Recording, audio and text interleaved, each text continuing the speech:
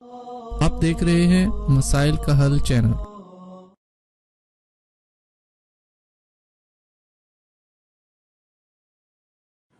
بسم اللہ الرحمن الرحیم، الحمدللہ رب العالمین، والصلاة والسلام علی سیدنا و حبیبنا محمد وعلی آلہ واصحابہ اجمعین۔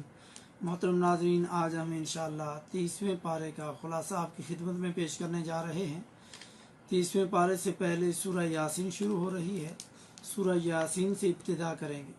سورہ یاسین سے پہلے سورہ فاطر تھی۔ سورہ فاطر کے اندر مردوں کا قبروں کے اندر سننے کا رد کیا گیا، اور سورہ یاسین میں عقیدہ انسانی کے لحاظ سے سمجھا کر کے آخرت کا پورا نقشہ کھینچا۔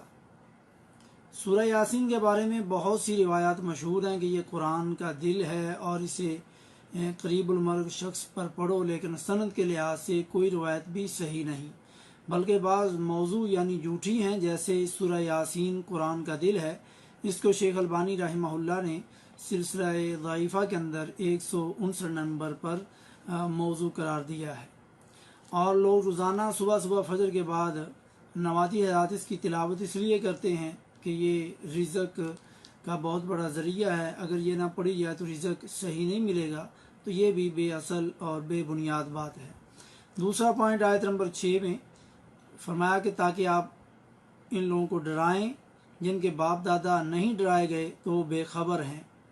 اور تیسرا پوائنٹ آیت نمبر 9 کا مفہوم، جو دعوت حق کو دین نہ مانے، ہم نے ان کے آگے پیچھے دیوار کھڑی کر دی ہے، اس لیے وہ دیکھتے نہیں، یعنی دنیا ان کے لیے مزین کر دی گئی، جس کی وجہ سے وہ لذائذ دنیا کے علاوہ کچھ نہیں دیکھ سکتے، یعنی آخرت میں، اور آخرت کا ان کو کوئی خوف نہیں ہے۔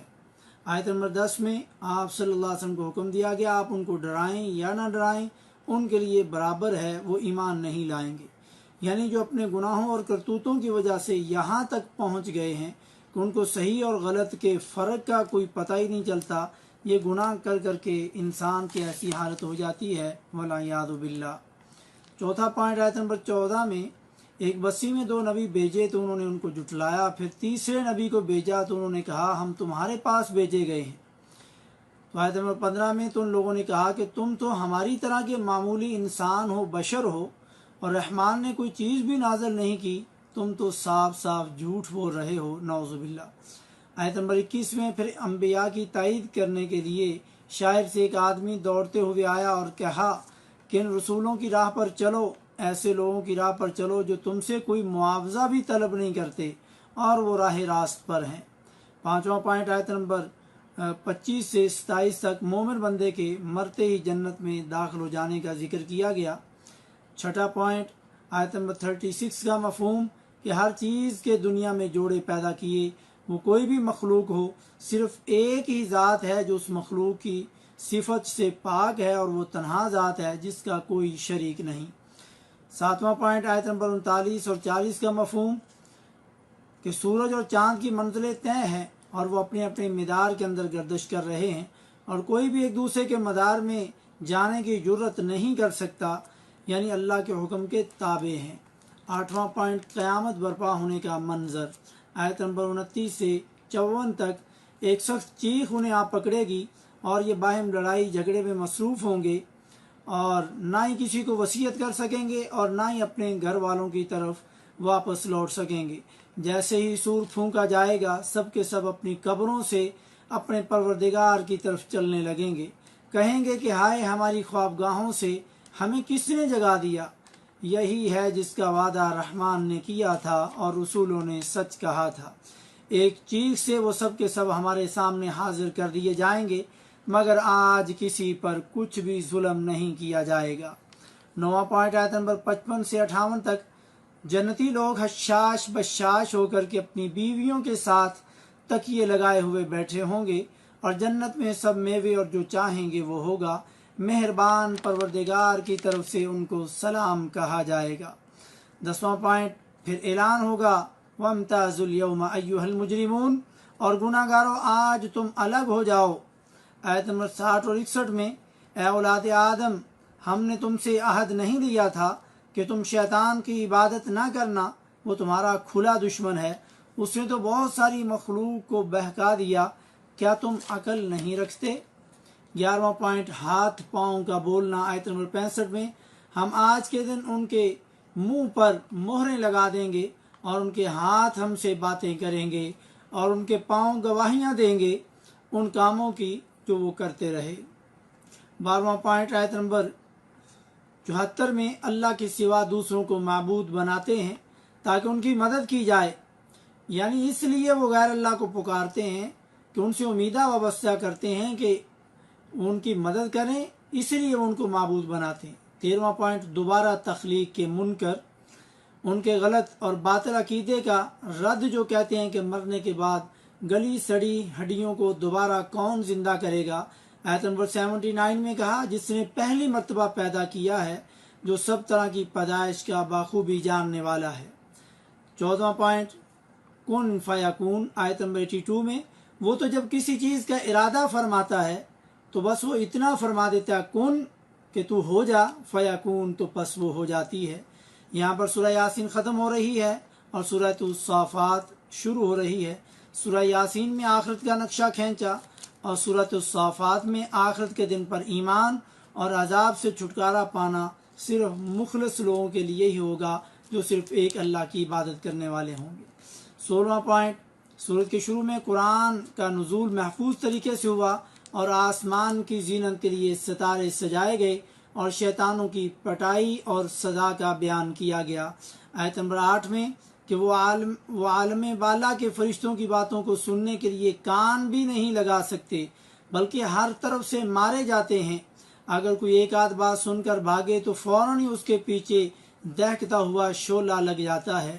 17واں پوائنٹ، آیت نمبر 43 سے 49 تک جنت کی بعض نعمتوں کا ذکر کیا گیا۔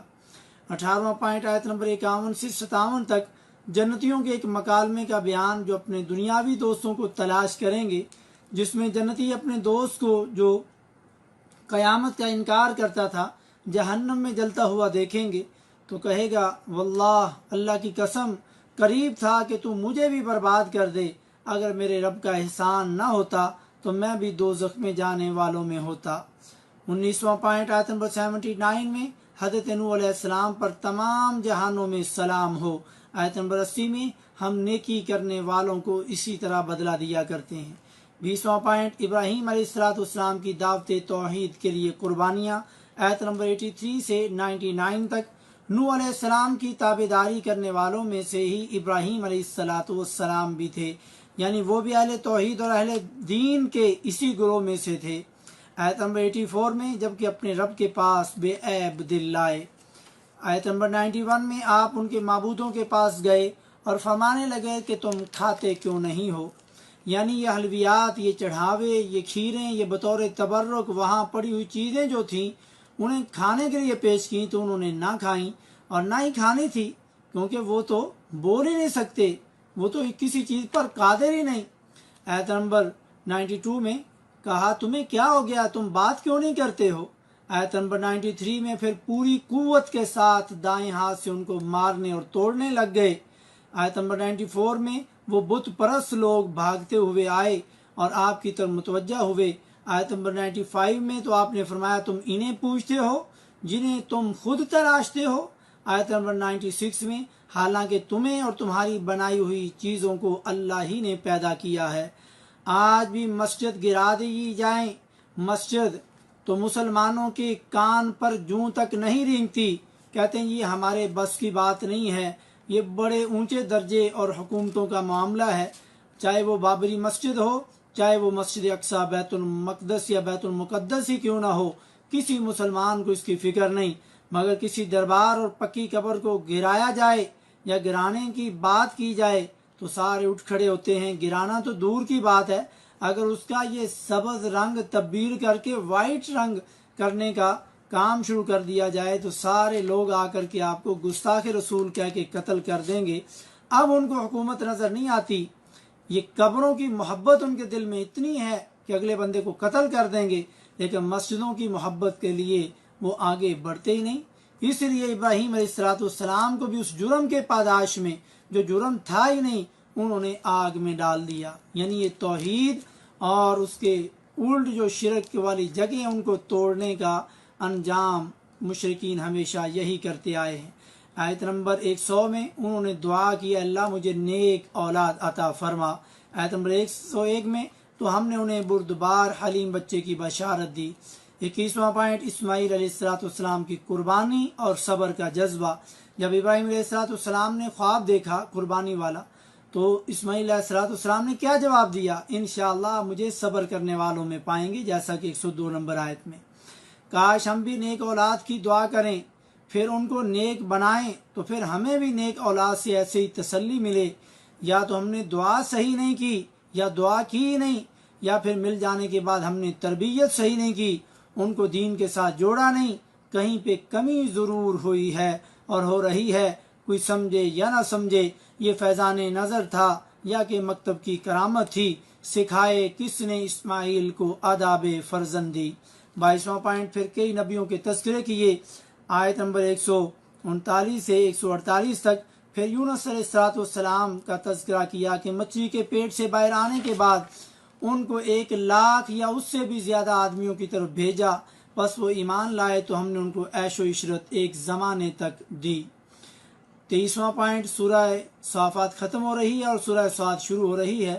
سورہ صافات کے آخر میں اللہ کی تعریف کی گئی اور سورہ صاد کے شروع میں کلام اللہ کی قسم اٹھائی گئی، اور یہ بھی اللہ کی ایک تعریف کا ذریعہ ہے۔ 24واں پوائنٹ اپنے جیسا انسان کیسے نبی ہو سکتا ہے۔ آیت نمبر 4 میں کافروں کو اس بات کا بڑا تعجب ہوا کہ ان میں سے ہی ایک انہیں ڈرانے والا آ گیا اور کہنے لگے یہ جادو اور جھوٹا ہے، نعوذ باللہ من ذالک۔ یہ قرآن کی بات نقل کی، قرآن نے ان کی یہ بات نقل کی۔ آج اگر کوئی کسی مولوی صاحب کو جھوٹا کہہ دے یا جادوگر کہہ دے، ذرا تصور کرو کیا حالت ہوگی مولانا صاحب کی اور اس کے جو سامنے سامعین بیٹھے ہیں۔ مگر پیارے نبی صلی اللہ علیہ وآلہ وسلم کو توحید کی دعوت کے لیے یہ اتنے برے برے القابات بھی سننے پڑے، پتھر بھی کھانے پڑے، اور آپ صلی اللہ علیہ وسلم نے صبر کیا اور اللہ تعالیٰ نے بھی ان کو مہلت دی۔ ان پر نبی صلی اللہ علیہ وسلم کی انسلٹ پر عذاب نازل نہیں کیا، مگر توحید بیان ہی نہیں کرتے آج کے لوگ، کیونکہ وہ معاشرے کے مشرکین سے ڈرتے ہیں کہ فتنہ کھڑا ہو جائے گا، نعوذ باللہ من ذالک۔ اگر یہی ڈر ہوتا تو اللہ کے نبی صلی اللہ علیہ وسلم کبھی بھی 40 سال مکہ میں عزت و احترام کے گزارنے کے بعد یہ توحید والی بات نہ کرتے۔ 25واں پوائنٹ آیت نمبر 5 میں کیا اس نے اتنے سارے معبودوں کا ایک ہی معبود بنا دیا، یعنی اللہ کو؟ واقعی یہ بہت ہی عجیب بات ہے، یعنی کافروں کو یہ عجیب بات لگتی تھی کہ اتنے زیادہ خداؤں کو چھوڑ کر کے ایک ہی خدا بنا دیا اس نے۔ آیت نمبر 7 میں ہم نے تو یہ بات پچھلے دین میں بھی نہیں سنی، کچھ نہیں، یہ تو صرف من گھڑت بات ہے، یعنی یہ چیز عیسائیت کے دین میں بھی نہیں دیکھی، وہ بھی اللہ کے ساتھ دوسروں کو الوہیت میں شریک سمجھتے تھے، جیسے حضرت عیسیٰ کو، حضرت مریم علیہ السلام کو، والعیاذ باللہ۔ 26واں پوائنٹ آیت نمبر 26 میں داؤد علیہ السلام کی خلافت و سلطنت کا بیان، اور آیت نمبر 28واں پوائنٹ آیت نمبر 31 سے 34 تک سلیمان علیہ السلام کی 2 آزمائشوں کا بیان۔ ایک اپنے پروردگار کی یاد پر ان گوڑوں کی محبت میں وہ اتنے مصروف ہوئے کہ عصر کی نماز یا جو وہ ورد اور وظیفہ کرتے تھے وہ لیٹ ہو گیا، مغرب ہو گئی، اور دوسرا ان کے تخت پر ایک جسم ڈال دیا گیا، پھر انہوں نے رجوع کیا۔ جسم ڈال دیا گیا یعنی ناقص بچہ پیدا ہوا، جو ان کے شاید انشاءاللہ نہ کہنے کی وجہ سے ایسا ہوا، واللہ اعلم۔ 29واں پوائنٹ پھر حضرت ایوب علیہ السلام کی آزمائش کا ذکر کیا گیا۔ ان کو جب بیماری لگی اور گھر والوں اور مال کی تباہی سے آزمایا تو انہوں نے ثابت قدمی کی اور پھر اللہ تعالیٰ سے شفا کی دعا کی۔ آیت نمبر 42 سے 43 میں ہم نے کہا کہ اپنا پاؤں مارو، یہ نہانے کا ٹھنڈا اور پینے کا پانی ہے، یعنی پینے سے اندرونی اور نہانے سے بیرونی بیماریاں دور ہو جائیں گی۔ آیت نمبر 42 میں ہم نے اسے اس کا پورا کنبہ اور قبیلہ عطا فرمایا، بلکہ اتنا ہی اور بھی اس کے ساتھ اپنی خاص رحمت سے عطا کیا، اور عقل مندوں کے یہ نصیحت ہے، یعنی عقل مند لوگ بھی مصیبت پریشانی میں سے صبر کریں تو جو چھن جائے گا ہم وہ بھی اور اس کے ساتھ اتنا اور عطا کریں گے۔ 30واں پوائنٹ ایام بیماری میں ایک ہی بیوی جو رہ گئی تھی اس سے کسی ناراضگی کی وجہ سے 100 کوڑے مارنے کی قسم اٹھائی، تو तो सेहत याब होने के बाद अल्लाह ताला ने फरमाया आयत नंबर 44 में, और अपने हाथ में एक झाड़ू लेकर के मार दे और कसम की खिलाफ वर्जी न कर। सच तो ये है कि हमने उसे साबिर बंदा पाया, वो बड़ा नेक बंदा था और बड़ी ही रगबत रखने वाला। यानी झाड़ू में 100 तिनके हों वो मार दे 100 कोड़ों के बदले में। 31वां पॉइंट, इब्लीस लाइन के एक चैलेंज का जवाब। जब आयत नंबर 73 में जब सजदा करने का कहा तो चुनाचे तमाम फरिश्तों ने सजदा किया सिवाय इब्लीस के। उसने ना किया, उसने तकब्बर किया और वो काफरों में से था। कई बातें हुई। जब अल्लाह ने उसे अपने दरबार से निकाला तो कहने लगा आयत नंबर 82 में, फिर तो तेरी इज्जत की कसम, अल्लाह को कह रहा, अल्लाह तेरी इज्जत की कसम मैं इन सबको यकीनन बहका दूंगा। 83 आयत में, सवाए तेरे उन बंदों के जो चीदा और पसंदीदा होंगे। आयत नंबर 84 में फरमाया अल्लाह ताला ने, सच तो ये है कि मैं सच ही कहा करता हूँ। आयत नंबर 85 में फरमाया कि तुझसे और तेरे तमाम मानने वालों से जहन्नम को भर दूंगा। वलायाजुबिल्ला। यहाँ पर सूरह साद ख़त्म हो रही है और सूरत उज़्ज़ुमर शुरू हो रही है। सूरह साद में ख़िताम कुरान पाक के ख़िताम जो है वो कुरान पाक के वसफ़ से हुआ और मुशरिकीन का, उनके शुरका का जिक्र हुआ। तो अल्लाह ताला ने सूरह ज़ुमर की इब्तिदा भी कुरान पाक के वसफ़ से फरमाई और उसमें इखलास का जिक्र किया कि अल्लाह ताला के मुखलिस होकर के इबादत करो। ज़ुमर का मतलब फ़िरक, जमातें, मुख्तलिफ ग्रोह, मुतफर्रिक जमातें हैं। 33वां पॉइंट, अहले मक्का का अपने बुतों और वलियों को अल्लाह ताला तक पहुँचने का वसीला बनाना और अपने शिरक का उज़र बयान करना जो काबिल कबूल नहीं। आयत नंबर 2 में, यकीनन हमने इस किताब को हक़ के साथ आपकी तरफ नाजिल फरमाया, बस आप अल्लाह की इबादत करें उसके लिए दीन को खालिस करते हुए। दीन के माना इबादत और इताअत के हैं, यानी सिर्फ अल्लाह की रज़ा की नीयत से नेकी करना बशर्ते कि वो सुन्नत के मुताबिक हो। आयत नंबर 3 में, खबरदार अल्लाह के लिए खालिस इबादत करना यानी उसमें शिरक न करना। जिन लोगों ने अल्लाह के सिवा औलिया बना रखे हैं कि हम उनकी इबादत सिर्फ इसलिए करते हैं कि ये बुज़ुर्ग वली हमें अल्लाह के नज़दीकी तक हमारी रसाई करा दें, तो अगर देखा जाए आज भी लोग यही उज़र पेश करते हैं कि हम वलियों बुज़ुर्गों के पास इसलिए जाते हैं, उनके वसीले से इसलिए मांगते हैं कि हमें मिल जाए और ये हमें अल्लाह के करीब कर दें, क्योंकि हमारी अल्लाह सुनता नहीं और इनकी मोड़ता नहीं। ये शिरक आज उम्मत की अक्सरियत में पाया जाता है। 34वां पॉइंट, आयत नंबर 8 में, जब तकलीफ पहुंचती है तो हमें पुकारता है और जब रहमत कर दी जाती है तो फिर हमें भूल जाता है और शिरक करने लग जाता है। 35वां पॉइंट, तहज्जुद गुज़ारों और गफलत की नींद सोने वाले बराबर नहीं हो सकते।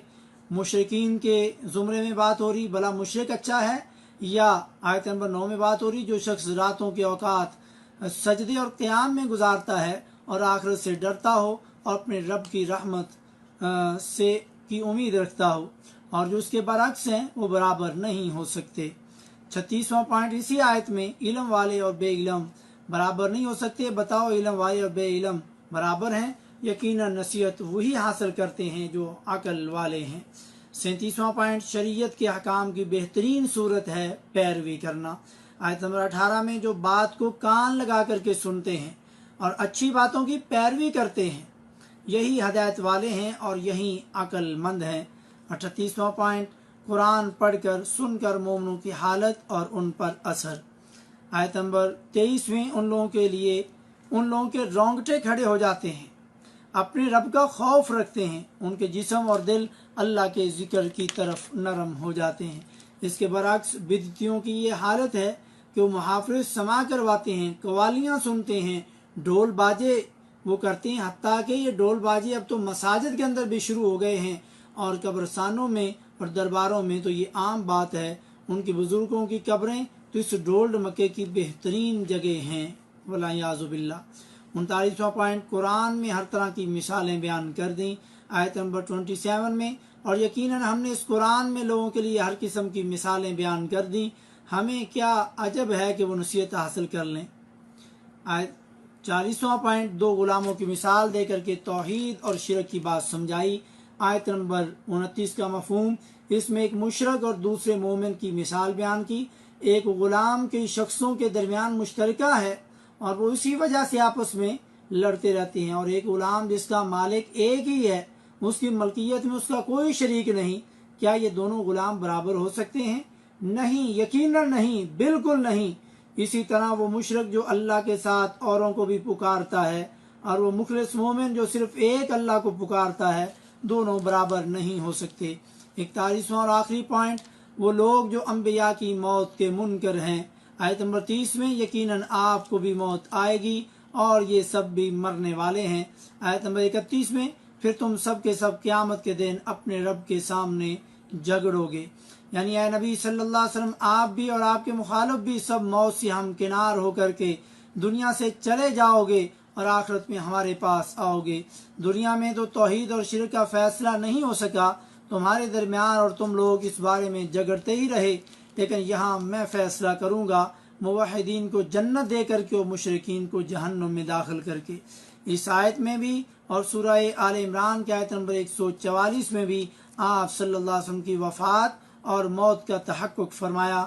آپ صلی اللہ علیہ وسلم کے بارے میں قبر میں دنیاوی زندگی کی طرح زندگی کا تصور کرنا سراسر غلط ہے، وہ برزخی زندگی ہے جس کی کیفیت کا ہمیں علم نہیں۔